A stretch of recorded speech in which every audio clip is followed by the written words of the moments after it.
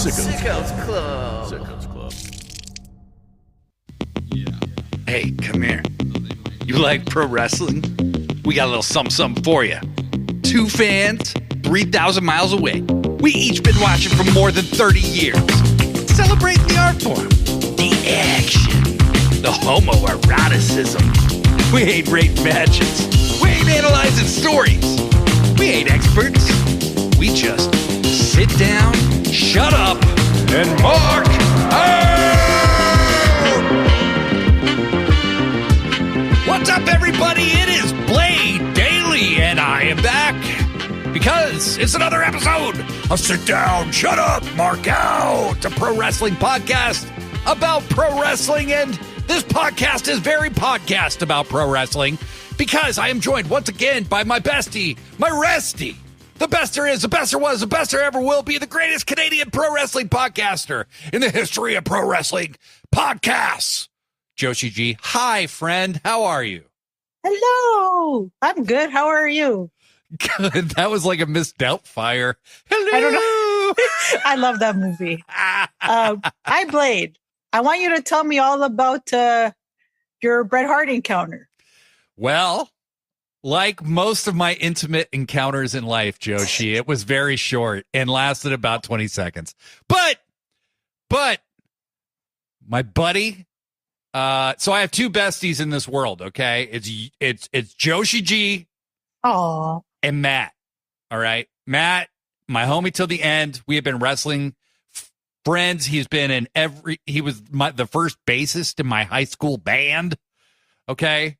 We love each other. He's my hetero life mate. Okay. He's like my brother. He really is.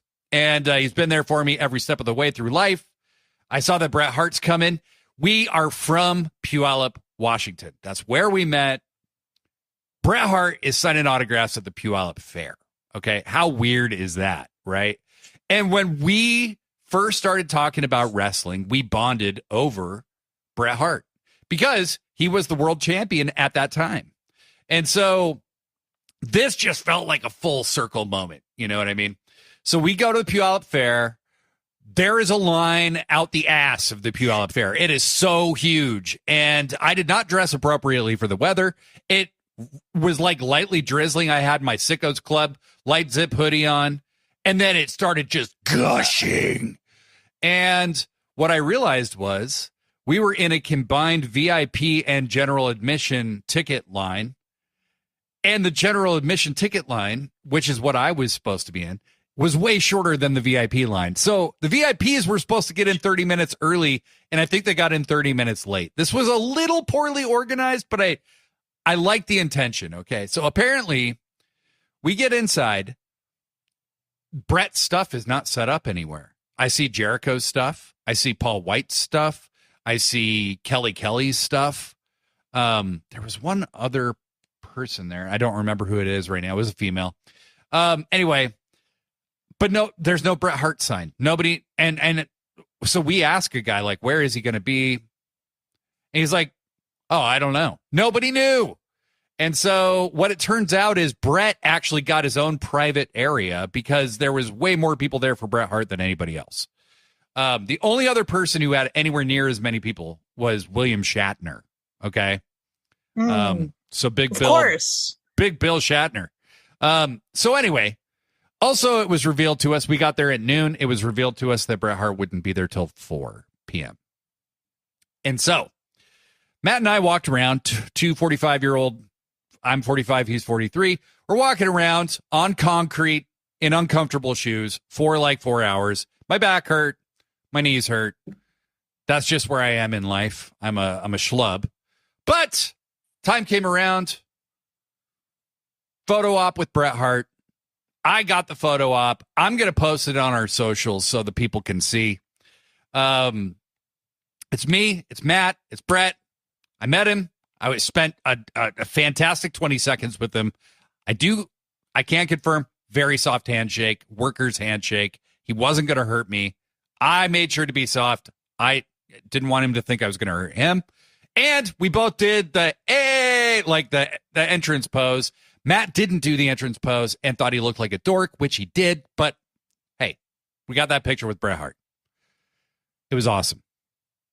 I'm so happy that you got to meet Bret Hart. That My was God. one of the best moments of my life. One of Bucket the most list. memorable. Yeah, I always look at her picture with him and I smile. Mm-hmm. He's so special to us. And just so all of you are aware, Blade and I have been fans since day one, okay? We didn't just become freaking Bret Hart fans 10 years ago. We've been loyal since day one.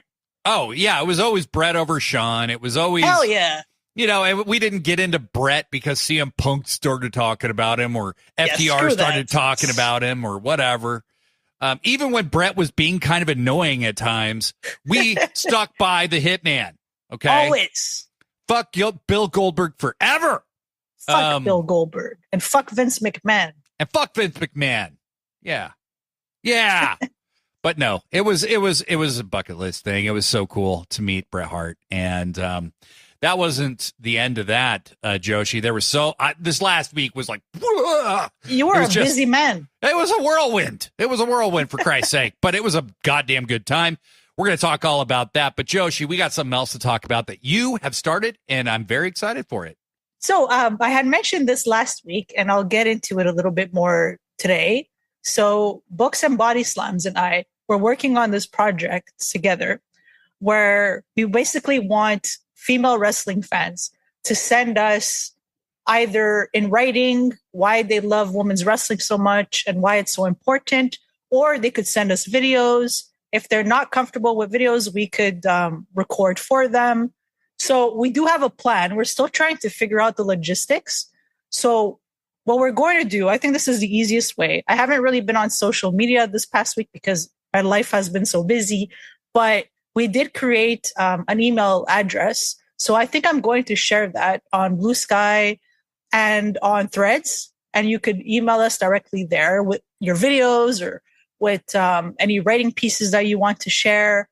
I think it's really important that we all express why we love women's wrestling so much. And actually, I did have a discussion with Books and Body Slams earlier, and she made a really good point. And if you want to mention this, feel free to.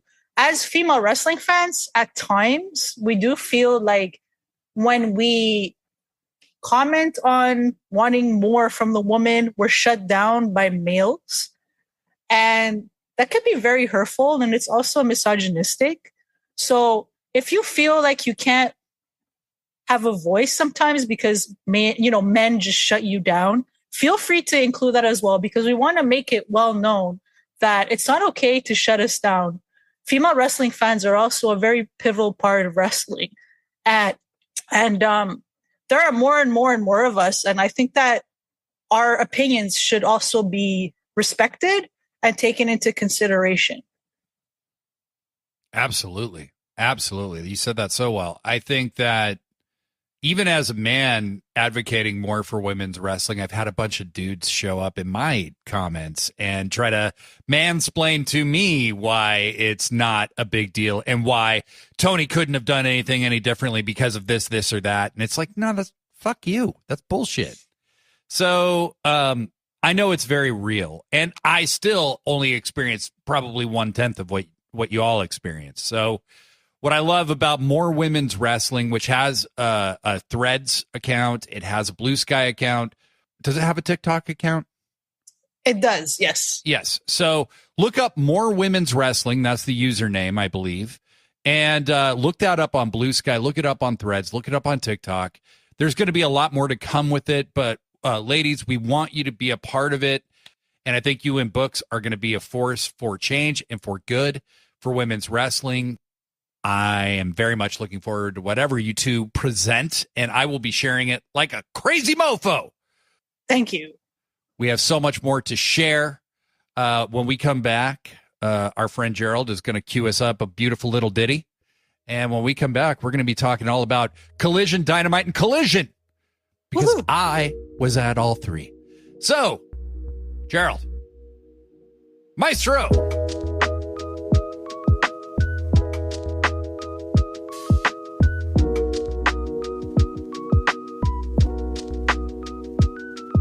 And we're back. Okay. I really like Gerald's choice of music, by the way. You know, he's getting a lot better. He's getting a lot better. He's, Gerald, you've really grown into your role. And as a 3'6" man, maybe I could have phrased that a little bit better. But you know what? I'm going to buy you a little baby bed. And I'm going to put it in the living room. And he's not going to have to sleep on the couch anymore. That is so nice. Yeah. He asked if he could just sleep at my feet with the dog. And I was like, that's weird. Yeah. So I said no. But I am starting to feel a little bad that the dog sleeps a little better than Gerald. So probably need to fix that. So Gerald, it's coming, buddy. It's coming. Last Saturday, this would be June 21st, I and my buddy Matt attended Collision at the ShoWare Center in Kent, Washington. Now, they said Seattle, Washington. Some people were like, well, we're in Kent. And I'm like, I don't think that's anything to brag about, you guys. Okay. However, it was extremely convenient for me. All right. I'm talking, I think from my apartment, I literally had to turn 2 times and then I was there. Okay. It is a 10-minute drive tops with traffic. Okay. And I had a guaranteed parking spot at the garage. So, I mean, this was the height of convenience. I feel like I'm in that Seinfeld episode where George doesn't want to move his car because he got that great parking space. Oh, my God. That was so good. I relate to it so much more the older I get. I swear to God. It's so true, though. But so it was super convenient. I had good seats at that show, not like fantastico seats, but I could see everything. I was super close. It was like $80 a ticket, slightly elevated seats, which is where we usually sit, Matt and I. Like, Matt trained me to look for, like, not the floor, look for the slightly elevated seats so that a big, tall person can't block your view, which we'll get into later. That first Collision was a ton of fun. It was one of those rando mystery box collisions that you have no idea really what's going to happen until you show up. And then they just announce a bunch of fun matches that don't have a ton of story implications. Okay. I would say the 2 big takeaways were Toni Storm cut a fantastic promo on Mercedes. She tells Mercedes, I'm not just some other motherfucker. It was so great. The crowd, like, Tony is over. My buddy who was with me doesn't watch AEW all the time, but he went and bought Tony merch. He loves Tony. Okay. So, like, she is over. Like, when she came out, people freaked. So Tony cuts a fantastic promo. Go check it out on YouTube if you haven't seen it already. It's maybe one of her best. It's super, super good. And I love to watch the timeless character transition into more of a, like, it's not just her and Mariah. It's like become like she fits it for her opponent, you know? Mm-hmm. And that's the true art of this character. It's one thing when you have like a pre-written story. It's another thing when you have to make it work with a variety of different people. Oh, yeah. And then there was this small thing that happened where Kota fucking Ibushi returned. Holy shit. He returned just on some random Collision. And Tony Khan, madman, fucking mad genius, fucking has him return on some rando Collision in Kent, Washington, for Christ's sake. Go nose to nose with Okada. What the fuck? Joshi, I screamed so loud. I'm screaming again. I screamed so loud I blew out my voice for days. Oh, I believe it. Who expected that to happen? I was in complete shock. I was so happy. He looked really good. He didn't have a shirt on. Oh, my God. Ibushi has the best abs in the business. He looks stacked again. I know. Like he looked great. Like, holy shit. Okay? And I saw, like, fight Okada. Just, what the fuck? Holy shit. What a moment. Go to Ibushi. Go to the lovers. That happened. It happened. You were there. And then they announced that he's going to be at Dynamite. Like, wrestling a match. I know. That was awesome. Which I was also going to be there for, Joshi. Yes. So anyway, other than that, Swerve versus Shane Taylor was really a fun match. Super good. The gambling thing that they did in the corner with the infantry and Prince Nana was fucking hilarious. Prince Nana. Oh, when they were betting? Yeah. That's it. Prisnana getting the Courvoisier from under the ring, and then Swerve looking at them and going, I'm going to take all that money. Like, that was fucking so hilarious. Like, it took the crowd a minute to realize what was going on, but as soon as we all did, people in the crowd were just dying. Like, it was so funny. So funny. And, you know, Swerve beats Shane, but I love Shane Taylor. He's great. Me too. Man, that guy has really, really won me over in AEW. I didn't see him a lot in Ring of Honor, so I just didn't know much about him. You know, I heard his name a lot. I knew Shane Taylor Promotions. I knew he was the TV champion for quite some time, but I just didn't know that much about him. And man, that dude, I love STP. Okay, Stone Temple Pilots and Shane Taylor Productions. I love them, or Promotions. Yeah. I love them both. Yeah, that's right. Me too. And then another highlight for me was AR Fox had a really, really fun match with Jon Moxley. I think Mox really wanted to just make AR look good. They had a very competitive match. It kind of reminded me of an old school Ric Flair weekly Saturday afternoon match where he wrestles somebody that you know he's going to beat, but he makes it look a lot closer than you would have expected.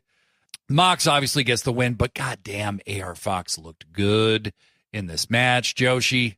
Well, yeah, it's just been a real treat to see him in the ring regularly and to see the crowd react to him so positively. Like, I mean, he wasn't on TV for a while, and then the minute they put him back on television, it doesn't matter who he's in the ring with.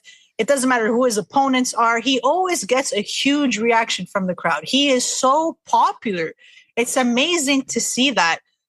In 2023, there was that really weird moment where he was supposed to have a match at All In. He was supposed to be Swerve's tag team partner, and he couldn't actually go to the UK for some reason, and he didn't tell Tony ahead of time. And it ended up being last minute, and I feel he got kind of punished for that. And so he definitely did. Yeah. Oh yeah, no, he got punished for that. And so we didn't get to see him on TV for a while, and I was like, man, bummer, because I always enjoy watching this guy. He's so innovative and creative in the ring. And now in 2025, he has been on TV pretty much every week. And the fans love this guy, I believe. There's no denying that. He is just fantastic. Like, you see him wrestle. How can you not be behind this guy? AR Fox has one of the most unique set of skills I've ever seen. And look, Dante Martin, that dude has one hell of a jump. AR Fox has a straight up standoffish relationship with Gravity. Like, they don't even get along. Gravity and AR Fox are like bitter rivals, okay? Like, Gravity refuses to participate in the actions of AR Fox. This man can just jump for days. He can jump for days. He had a really competitive match with Moxley on Collision. It was really nice to see that. And then on Dynamite, Ricochet wanted him to be his partner, pretty much forced him to be his partner. Oh, I love that whole setup. We didn't see the skit ahead of time either in the arena. So I was like, why would AR Fox team with Ricochet? But I'm like, at the same time, like, I'm all for it, you know? Of course. Ricochet and AR Fox versus Jet Speed. Are you kidding me? Hell yeah. It was a great match. Ricochet did not support AR Fox very much. They did end up pushing each other a few times, and then Ricochet just left him there. What a jerk. So although AR Fox has been losing a lot, I don't think he's won a match. He is going to win a really huge match soon. I definitely see it happening. I could see him become a TNT champion in the future, or a tag champ, or maybe some kind of champion ROH, but they really need to do something with him. You just can't deny when somebody is that over, dude. It's like, man, every time he's on TV, and I get excited too. I'm not going to lie. I'm just like, I love this guy. I freaking love this guy. I loved him in Lucha Underground, love him in AEW. I'm just really excited to see what happens with him. And I wonder if he will maybe feud with Ricochet for a while. We'll see. I mean, I think that's probably going to happen. Yeah, well, and there was a conclusion to this tag thing that we'll talk about a little later in the episode, because it's fucking awesome. But I think AR Fox is he almost has that kind of Daniel Bryan kind of vibe where it's like, I don't think he's like got the charisma quite to like, do what Danielson did, but like the fans are organically behind him and you have to give him something. You know what I mean? I mean, fuck, let him be the ROH TV champion. Let him be something. Give him something that feels important, because every time he's on TV, the fans pop. Like when he came out for Moxley with no interview time, with no build, no character development, we all popped. We love AR Fox. So it's so cool to watch him grow into what he's becoming. Also, something that was cool to observe when we get to Dynamite this past Wednesday, which was a combined Dynamite Collision show, 4 hours taping. My gosh. Okay. Wild. And the crowd was up the entire time. Guys, whatever you heard on TV, that is not what the building sounded like. They really cut the crowd mics especially during the matches. Like, it's wild. We were fucking fever pitched the entire time. I was second row, hard cam. Lots of people saw me, my beautiful face. I saw you. You're welcome. But what you saw most of me was the outside outline of me as I sat behind a gigantic gorilla man who was 6'5", 320, like looked like he could be like a territory wrestler. I thought he was JD Drake at one point. I wasn't really sure, but he was a very big man, and I'm not disparaging this man. He was there with his son. It's literally the worst case scenario when you're 5'8" and you're sitting behind this guy. He would stand up, and look, if you're going to stand up during the entrance, it's fine, whatever. But like, I had to ask him, could you please not stand during the matches? Because I can't see shit if you do. And he was very nice. He didn't. So just had to mention that when you pay $200 for a ticket and then that's where you're sitting, it's a little, I tried not to get upset, and I didn't for the most part. I was determined to have a good time, and God damn it, I did. But kicking off Dynamite, the Young Bucks are on the big screen. They say, hey, Ospreay and Swerve, you have a match for later this evening. But you know what? We use some of our EVP powers, and we're going to have it happen right now. So, Swerve and Ospreay wrestle Lee Johnson and Blake Christian. Ospreay doesn't come out when his music hits right away because he's still getting dressed and taping his wrists up, and he's running down. He's still got a big fucking black eye. I'm not sure if they've tag teamed in AEW before. They might have. But this is one of their first matches together. I was just stoked. Like, look, this is Swerve's hometown. So we go big for Swerve. But anytime you get to see Will Ospreay wrestle, it's a treat. So they have a good match. Swerve and Ospreay win. Lots of cool double team stuff they did together. Lots of fun.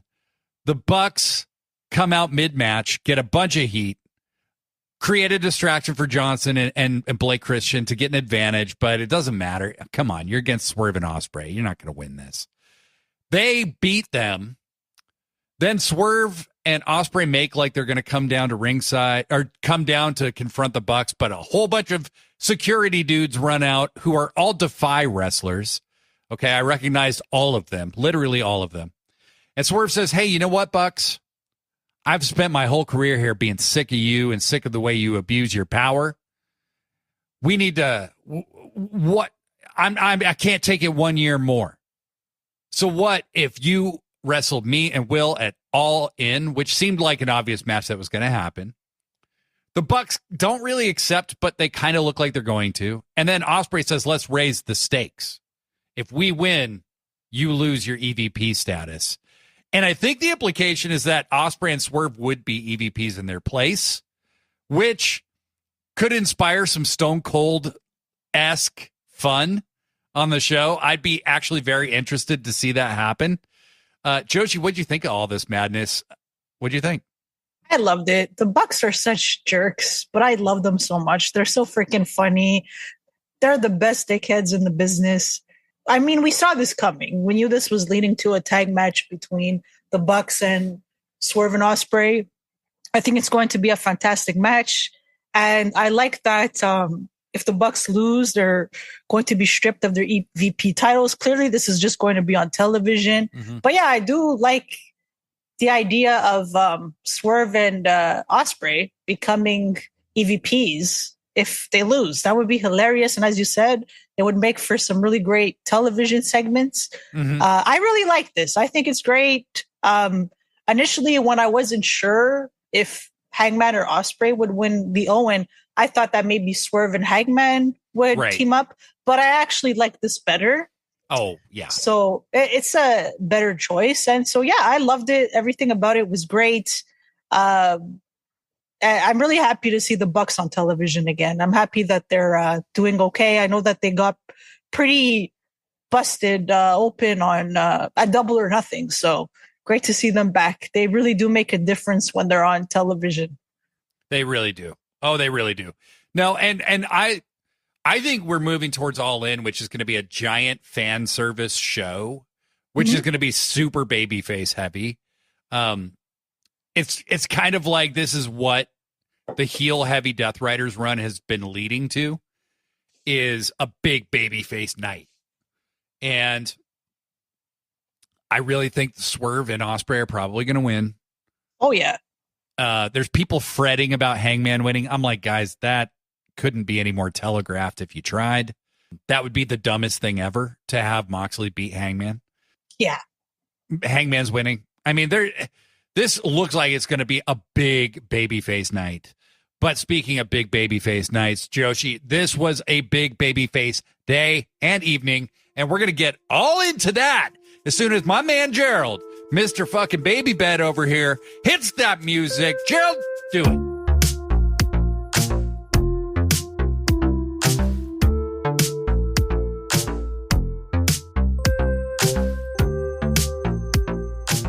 Thanks, Gerald. So on Dynamite, as we mentioned earlier, Kota Ibushi was scheduled to be in a match against Trent Beretta. So we got this match, and it was a really great match. Kota Ibushi looked really good. As did Trent. As did Trent. I was going to say that. Whoa, I believe. Take it easy. Take it easy. I was getting there. Sorry about that. I like Trent a lot, too. I just got... No, I know. Gosh. Thought I was going to bash Trent. I forgot who I was talking to. I'm sorry, Josh. Gosh. No, but, obviously, the last time Kota Ibushi came back, he wasn't 100%. And it was very obvious that he needed a lot of time to recover. I'm really happy he took all that time. Like, yeah, it was a really long time. Don't get me wrong. But he really needed it. He's in amazing shape again. He looked really good in the match. His strikes were awesome. I didn't find him sloppy at all. He looked fantastic. And yes, Trent Beretta looked fantastic as well. He was out for a while too, and I love Trent a lot. He's so good. I enjoyed this match immensely. Of course, Kota won the match. And after the match, our boy Okada came out, and they just looked at each other for a while. Got another nose to nose, yeah. Another nose to nose. Two handsome Japanese men in the ring again. That is true. And then Okada leaves. That's it. Doesn't say a word. And then we find out that we're getting Okada versus Kota Ibushi on Dynamite. Like, what? What is Tony doing, man? And I mean this in the best possible way. Yeah. What happened here? He just woke up and decided, yeah, we need Okada Ibushi right away. So he's a madman. He's a maniac. I love this man. In the best possible way. So we discussed this earlier. Of course, Okada's going to win this match, but we think that Mr. Kenny Omega will come back after their match. Of course, Okada will beat down our poor Ibushi, and I think that's when Kenny comes back and saves his golden lover. So I'm very excited for Dynamite 300. How about you? Holy shit. Dynamite 300 is like so stacked. Yeah. And you know what? I don't even care that I was at like the warm-up show for Dynamite 300, okay? Like it was the AEW live experience is just undefeated. Like it doesn't get any better. It just doesn't, okay? And God damn. Okada versus Ibushi on Dynamite is out of nowhere. Unbelievable. And that's main evented Wrestle Kingdom before. You know what I mean? So, like, the people in Ontario, California are going to lose their goddamn minds next week because that's not even the only thing they announced. I mean, there's so much going on. They got Mina Shirakawa and Mercedes. Yeah. They got several other feature matches, which I can't think of right now. We'll be stacked. We're looking at you, Peg Me Bundy. Sorry. Yeah, I know. Peg Me Bundy and Bo. Yeah, and Bo. You turds. And maybe Skewered Universe, maybe. Yeah. Yeah, it was insane. It was insane. This was also Kota's first match in like almost 2 years. So pretty incredible that he looked this good. What I love about AEW is they don't put you in the ring the minute you're cleared. They make sure you're really ring ready before they put you on TV. It's so smart. It's so smart. Joshi, but that wasn't the only good news. We have been talking about All In, and, you know, there had only been one women's match announced, and that was concerning. There had to be some way to get a bunch of other women involved in this show, and we found out how they were going to do it. And that was they announced a men and women's gauntlet match for All In, with the winners getting guaranteed future title shots. I think this is really interesting.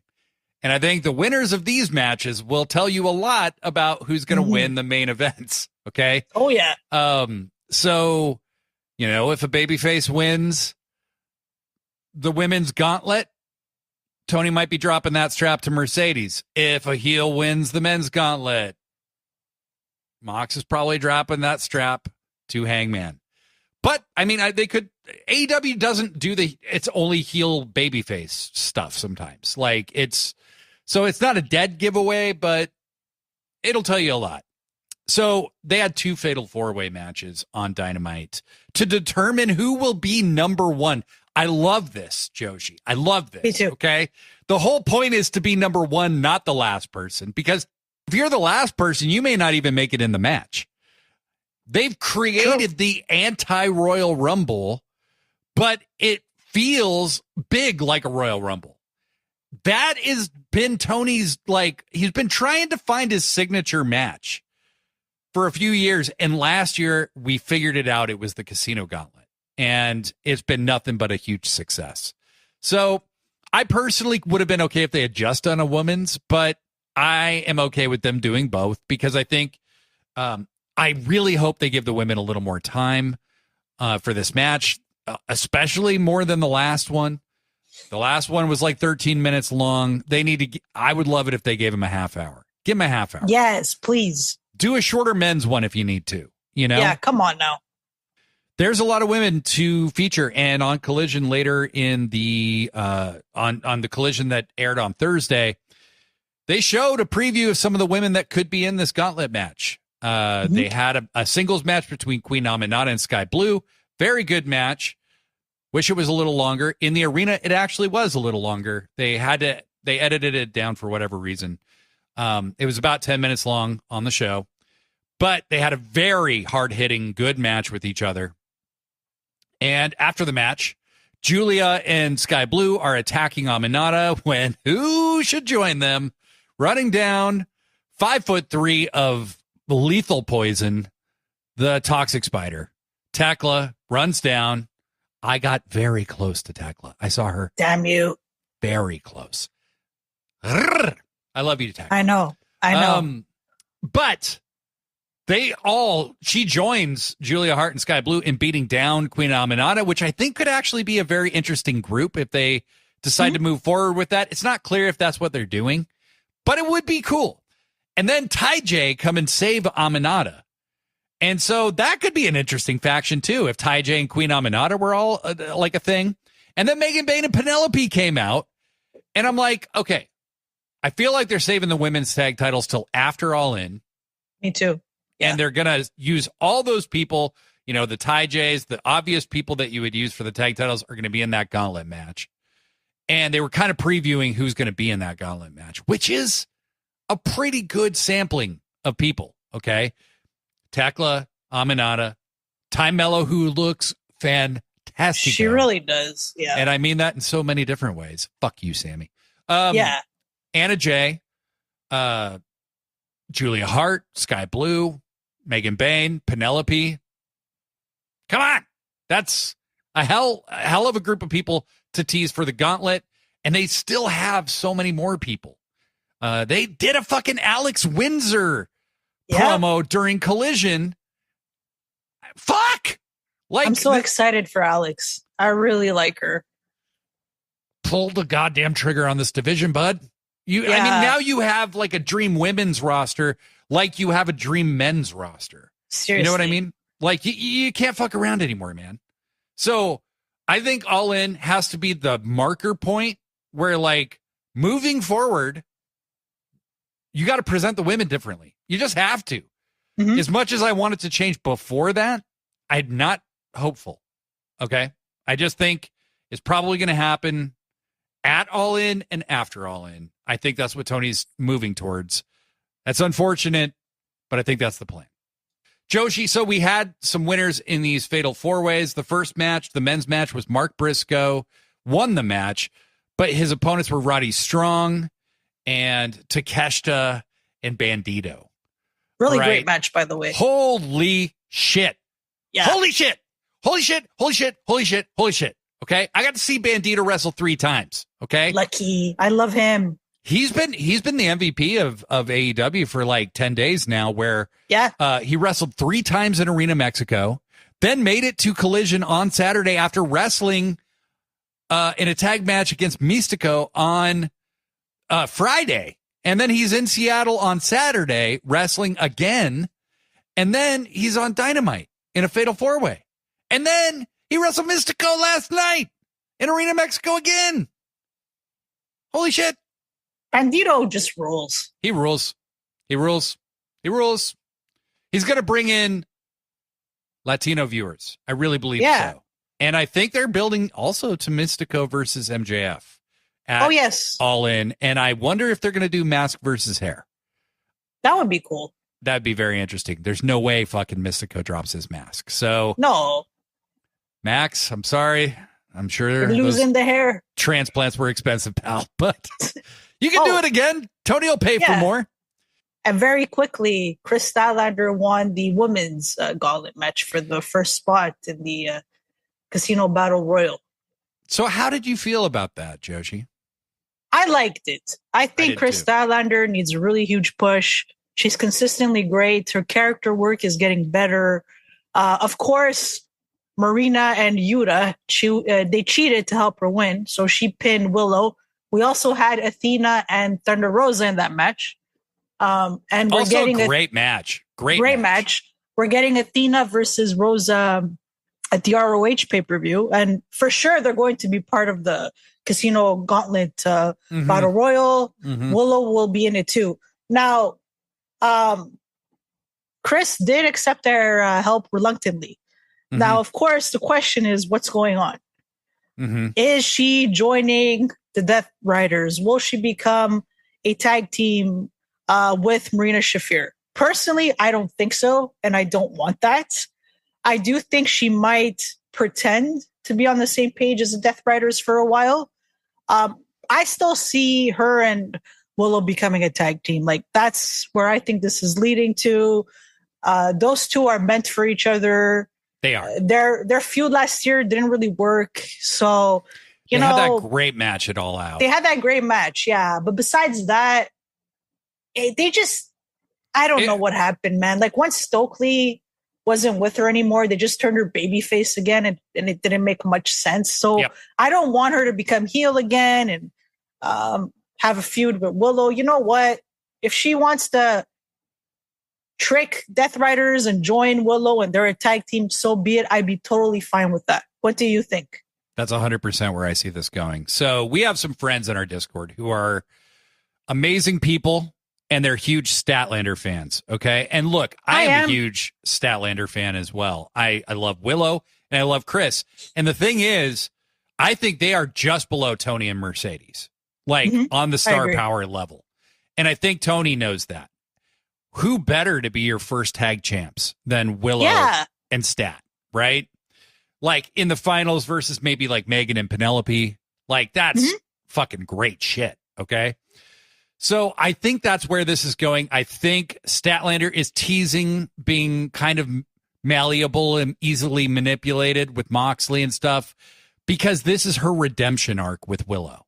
And I think that at All In, it's going to be revealed that she's a double agent and she's going to in some way make a save for Willow or do something selfless to help Willow that maybe costs her the gauntlet match or maybe in some way ensures that the Death Riders don't advance somehow. And Yuta is everybody's favorite piece of shit who just gets kicked around mercilessly these days, but he's playing into it more and more. Somebody on our Discord referred to him as the cricket from Always Sunny. Oh my God, it's true. It is true. Crickets. That's the greatest analogy anybody could make. Yes. Yeah. Yes. So I think the gauntlet matches are both exciting. Mark Briscoe winning, very good for him. I'm curious to see how that carries over.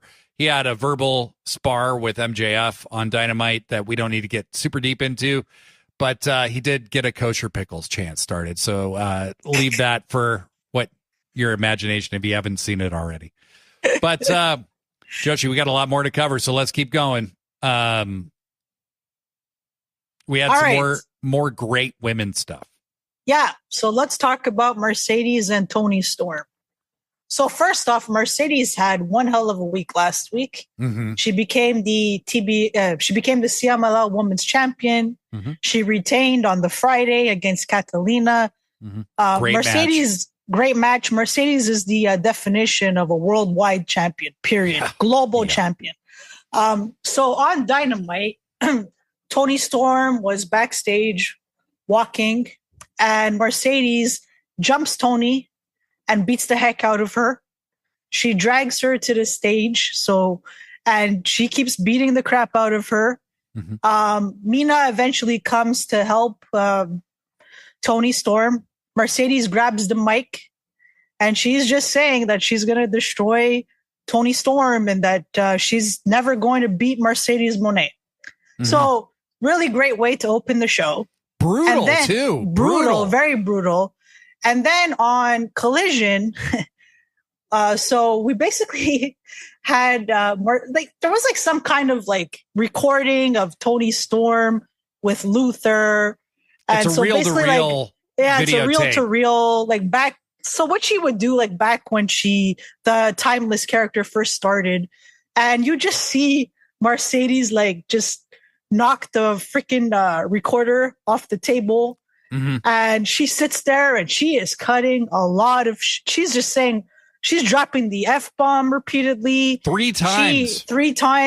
She said basically Toni Storm is a motherfucker and she's the fucker that's going to lose to Mercedes at All In. She's wearing these heels and under them you have like a ripped out image of like from a magazine or something of Toni Storm that she like glued or taped onto her heels, basically saying, I'm walking all over you. Yes. One of the best promos that she has ever cut. The best promo. The best. The best, probably, yeah. Mercedes has gotten a lot better with promos. This woman is good at everything, period. And I do think this is Toni's best rival since Mariah May. And she really needed a really great rival that could potentially defeat her. We needed this. We really needed this. So I just wanted to get into this a little bit because this is a complicated situation. It sure is. Yeah. On the one hand, Toni Storm has been a 4-time women's champion. Mm-hmm. She has pretty much beat everybody on that roster. So to me, it's like, well, Mercedes is the only convincing one that I could see dethrone Toni Storm at this point. On the other hand, if that were to happen, Mercedes is also the TBS champion. Now, ideally, we wouldn't want Mercedes to have both belts, right? Ideally, she should drop the TBS belt. So I'm wondering, is there a possibility that she drops the TBS belt on Wednesday to Mina Shirakawa? Keep in mind Mercedes and Tony at the moment are playing mind games with each other. Mm-hmm. So maybe Toni Storm interferes and costs her the TBS belt. Mm-hmm. Mercedes just loses it. But that motivates her even more to want to become the women's champion at All In. So it's a really interesting one, depending how this plays out. Because as I said, on the one hand, it's just, I love Toni. She's a great character. I don't think she needs the belt personally. She doesn't. And I just don't really see her in another feud as good as this for a while, to be honest. But with Mercedes, she also needs to drop the TBS belt. So it's just like, man, I don't know. Because these two, after their match at All In, they really need to start elevating other women, right? So I just don't know. Because like when you look at Mercedes, her as the AEW world champion would be really interesting because she would defend that belt all over the world. As much as I love Toni, she's not on the global scale that Mercedes is on. Not Nobody even close. Is. Nobody is. No. So it's like, what the hell do you do in this situation? I don't know. This is a hard one, I Blade. But I am loving this feud, though. It's a good and bad problem to have, I think. Yeah. So, you have your two biggest stars. This is like, I always compare things to Warrior and Hogan, right? Is like that first WrestleMania 6. You take the two biggest stars who are both champions, okay? And you have them fight each other. What does Hulk Hogan want with the Intercontinental title, right? Right. Nothing. Now, it's not title for title, okay? It's just for the women's world title. So that takes it a little bit out of the equation. If, by chance, Mercedes drops this to Mina, Mercedes is definitely winning it all in. I think that's the only way this can work. However, Tony's really the only credible person who could beat Mercedes at this point. I know. And that's where you have a real conundrum. And it's a good problem to have. We had a conversation a while back with Joshi J and Antoine where they were talking about, Toni is a character that needs a belt. I don't agree at all. I don't think she needs it at all. I don't think Toni needs to ever win it again, honestly. Not that I'm saying I would have a problem if she did down the road, but I think she does need a break as champion. And I think that you're going to, you and me are the outliers. So we're 6 months ahead of most people, I think, as far as our taste. I can hear the Toni fatigue in your voice sometimes when we're talking. I'm not quite there because she continues to be such a great character. And in attendance, Toni is indisputably one of the biggest stars they have. Of course. Period. Male or female. Okay. She sold a shitload of merch. There were people hanging on every fucking word that woman said. However, I think if Mercedes were to drop the TBS title to Mina, and now it's not streak versus title anymore, because that's really what Mercedes is putting on the line against Toni, right? But if you take that away and Mina is the one to break that streak, and take the TBS title, and Toni gets some fuck you before that match, Toni's losing.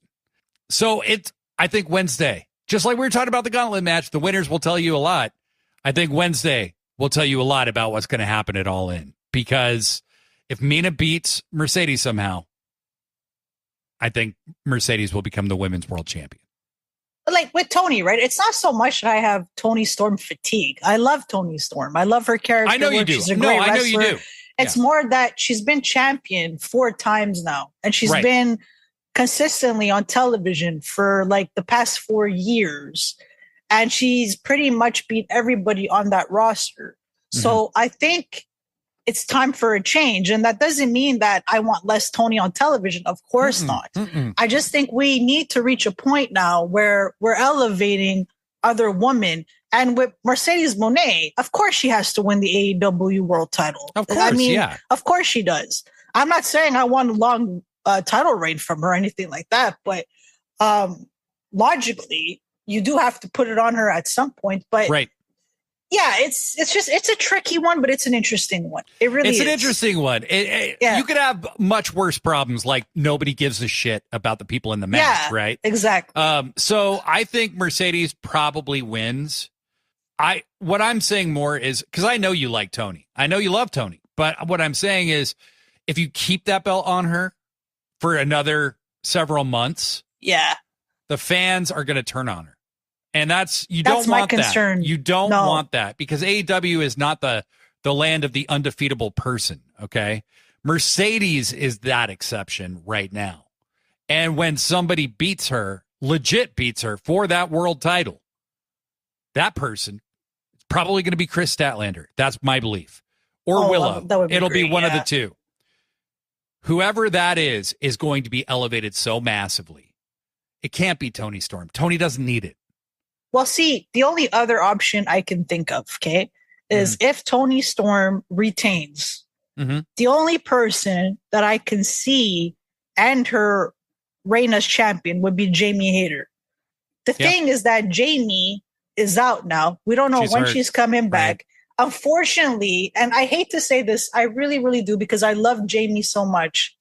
I don't think she's in a position right now where you could put a belt on her. Like, she needs to stay healthy for at least a year in order to become champion. And it hurts me to say it, but it's just true. She's not, and I don't want to say she's not dependable, because that's not what I mean. I just mean, like, look, she came back.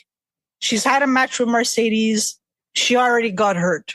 You know, how do you justify putting a belt on somebody that clearly needs more time to, deal with whatever it is that they're dealing with? I think it's where Adam Cole is right now. It's like, yeah, he's the TNT champion, but like, if he got hurt again, they could figure that out.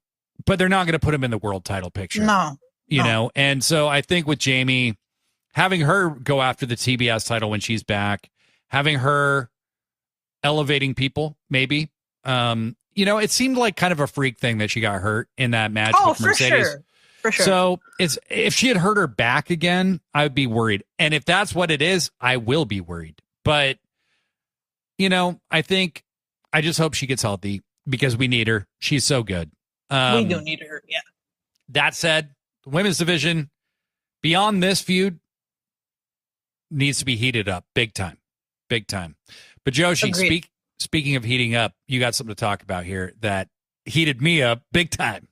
Hell yeah. So, Blade, remember, must have been like a few weeks ago or maybe a month ago, Gates of Agony were wrestling. I can't remember who their opponents were. And Ricochet was on commentary, and he was really impressed. And the Gates of Agony kept going up to him and trying to impress him. Remember that? It was a few weeks ago. It wasn't even a month ago. Yeah. Okay. No. I was like, I want this to happen. Me because too. The Gates of Agony are amazing. They rule. I think, and to me at that time, I said, oh my God, putting them with Ricochet would be perfect, because he'd be such a great mouthpiece for them, and he would elevate them to that next level. Yes. So after that match, it seemed like he just wasn't interested in them. So I said, damn it. But then a Collision, something happened, Blade. So basically, AR Fox confronts Ricochet to ask him, why the heck did you just leave me there? What was up with that, right? And Ricochet is all like, what the hell are you talking about? And then Gates because Ricochet is just an asshole. He doesn't know. Yeah, what the hell? What do you mean? He's such a fucking weasel, man. I know. And then out of nowhere, Gates of Agony beat the crap out of poor AR Fox. And when they're done beating him up, they both look at Ricochet, and they're kind of like, take us. Well, they don't say it, but you could tell, right? The look on their face. But like mean look. They have a mean look. Yeah. I don't mean it like they were like crying. Come on, Ricochet, adopt us. No, it was just kind of like, hey, we're doing this for you. Come on already, accept us. And Ricochet, he's like, okay, it's time for us to talk. And I said, it's happening. It's happening. This was a big moment for me. I was very, very excited. And also, I don't believe this was shown in the building either. So I only saw this on the feed the next day. So I got really hyped for that. One comment, I saw the Gates of Agony wrestle a couple different times. or no, I guess just the once on the Collision on the Saturday before. These dudes are so big. Okay. They like Toa Leona is massive. He is so fucking wide. It's unfucking believable. Like Bishop Khan is huge, but Toa is so fucking big, dude. Like if they weren't in AEW, they'd be in the Bloodline. Like they would just pretend they were Samoan. Like they would. So true. They would just pretend like they are with Jeff Cobb now. Like, holy shit. But like they're just huge dudes, and they got to do something with these guys because they are so fucking good. Anybody who listens to this podcast knows I've been all about Gates of Agony for a while now. This is your like future Road Warriors-esque like murder, death, kill tag team. I want a rematch with them versus the Hurt Syndicate, but with Ricochet in their corner and MVP in the other corner. Come on. Please. Yes. And these guys could also be the missing ingredient for Ricochet to help him win the unified title, the world title, whatever. But Ricochet, I mean, I can't even imagine him as like a TNT champ anymore. Like, he's go big or go home. But also, this guy's so good now, he doesn't even need a title. He gets such a big reaction, it doesn't matter what you do with him. Oh, God, Ricochet. My God. If you want to look sexy as fuck, go to sickosclub.com/merch and get you some.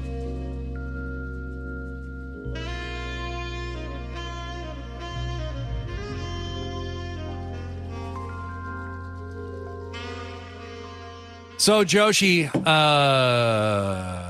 in conclusion, okay, action-packed episode of Sit Down, Shut Up, Mark Out. But as a fan in that building, no matter how gigantic the man I sat behind was, no matter how much just Trevor juice got all over the crowd from our friend Ricochet, no matter how Kyled up we got with Kyle Fletcher versus Kyle O'Reilly, the atmosphere, the feeling at an AEW show is just unmatched. I was at a Collision taping and then a combined Collision Dynamite taping. The Fletcher versus Kyle O'Reilly main event of Collision was legit the last match that they that they taped, okay? Listen to how loud we were. People going, "Oh, scissor me, Kyle. Kyle is awesome." Well, real quick, you guys learned that from us Montrealers when we had Collision in Montreal.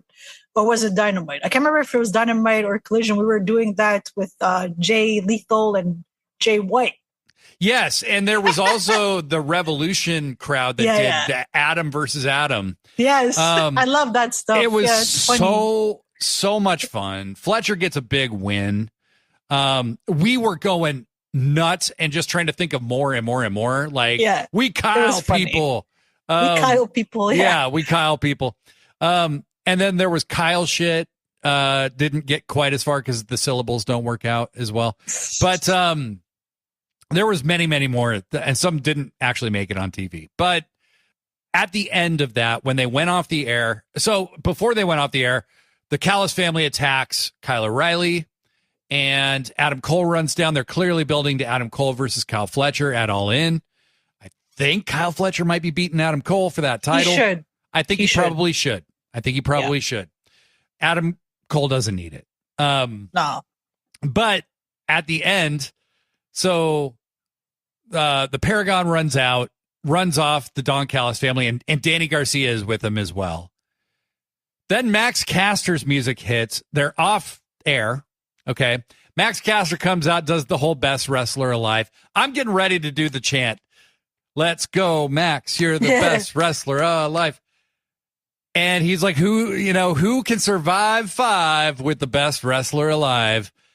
And Bryan Danielson's music hits. Oh, man, lucky. We lost our fucking minds.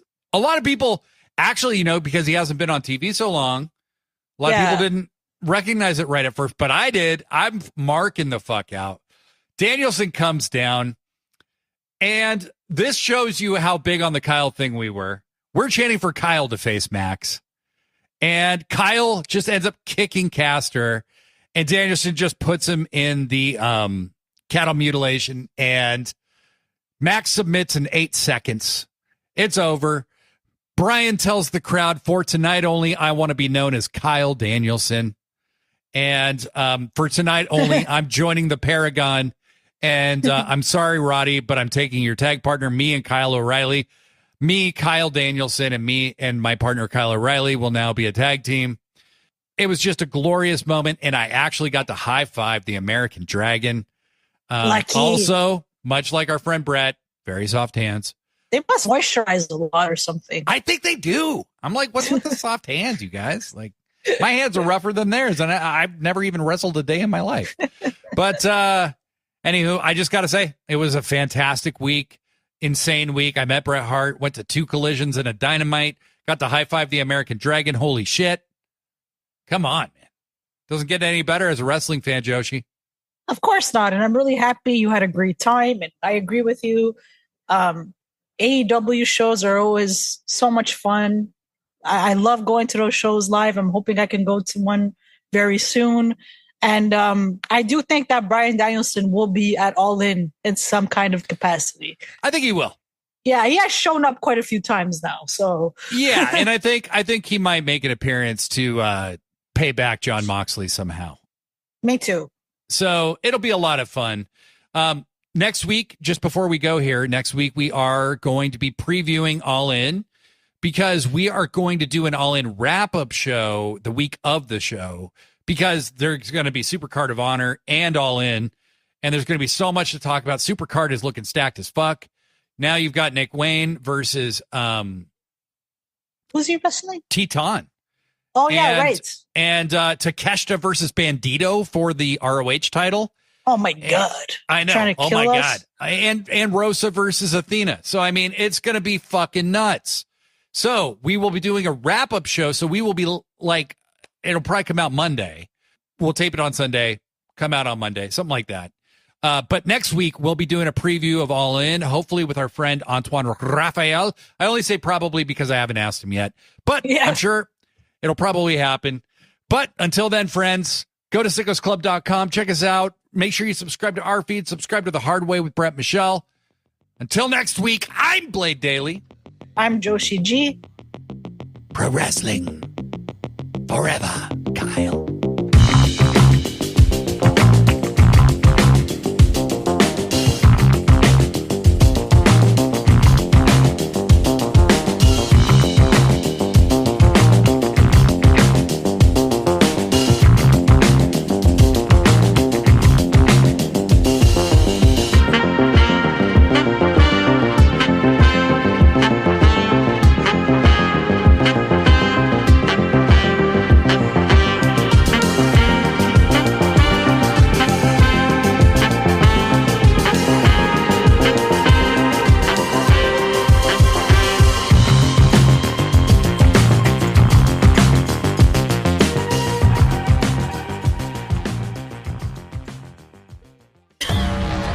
Sickos Club. Sickos